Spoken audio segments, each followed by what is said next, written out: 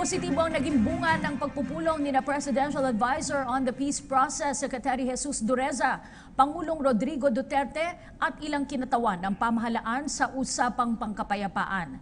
Binigyan diin ni Dureza na susubukan pa rin ng Administrasyong Duterteng wakasan na ang halos 5 dekadang insureksyon. Ang ulat mula kay Joy Gumatay. Nananatili ang pagsisikap ni Pangulong Rodrigo Duterte na makamit ang pangmatagalan at malawakang kapayapaan sa bansa.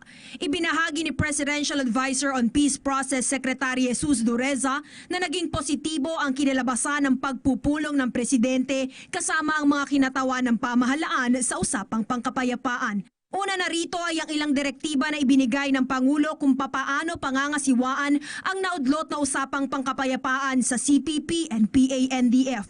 Hindi man nagbigay ng partikular na detalye ang kalihim, binigyang diin naman niya na susubukan pa rin ng administrasyong tapusin ang halos 5 dekadang insureksyon. Binigyang diin rin ng Pangulo na kailangang magkaisa ang Moro Islamic Liberation Front, Moro National Liberation Front at ang iba pang Bangsamoro Group para sa pagkakaroon ng kapayapaan sa Mindanao.